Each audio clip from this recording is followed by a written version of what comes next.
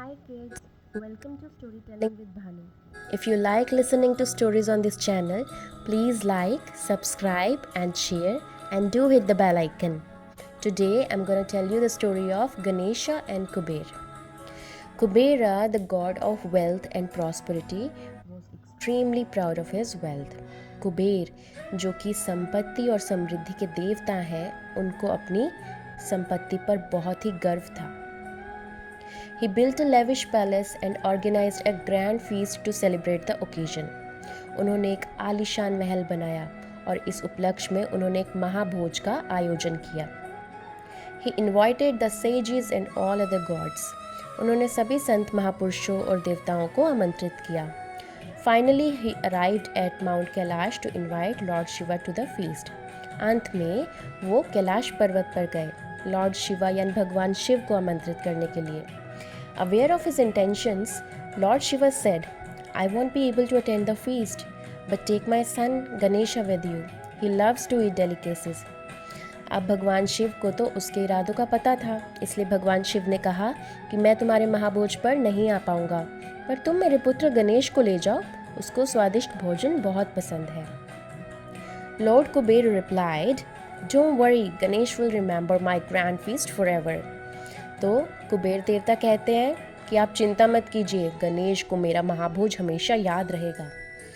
Lord Ganesha arrived at the palace of Lord Kubera. तो गणेश जी कुबेर के आलीशान महल में पहुंचते हैं. At the feast he saw Kuber boasting about his riches and lavish lifestyle. तो महाभोज पर गणेश जी देखते हैं कि कुबेर जी जो है वो अपने आलीशान चीज़ों के बारे में और अपनी सभी भव्य चीज़ों के बारे में, अपनी अमीरी के बारे में शेखी बगाड़ रहे थे. He decided to teach Kuber a lesson in humility.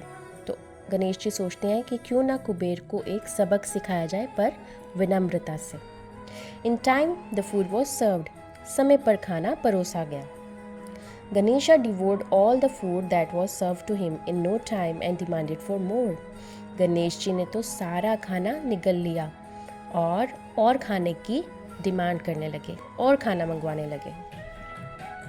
Ganesha, however, gobbled all the food that was served to him and kept demanding more. Ganesh ji को जितना खाना ला के दिया जा रहा था, गणेश जी सब खाना फटाफट से चट कर देते थे और खाना मांगते थे. The servants rushed to Kubera and said, Lord Ganesha has eaten all the food we have prepared for feast. There is nothing left in the kitchen. We can't serve anything to the other guests. तो जितने भी वहाँ पर बावर्ची थे वो सब कुबेर जी के पास जाते हैं और वो बोलते हैं कि भगवान गणेश ने सारा खाना चट कर दिया है जो भी भोज के लिए तैयार किया गया था. अब कुछ भी नहीं बचा जो हम बाकी मेहमानों को दे सकें. Meanwhile, Ganesha had started eating the utensils. इतने में गणेश जी ने बर्तनों को खाना शुरू कर दिया. Seeing Kuber, he warned him, If you don't serve me food, I will eat you as well.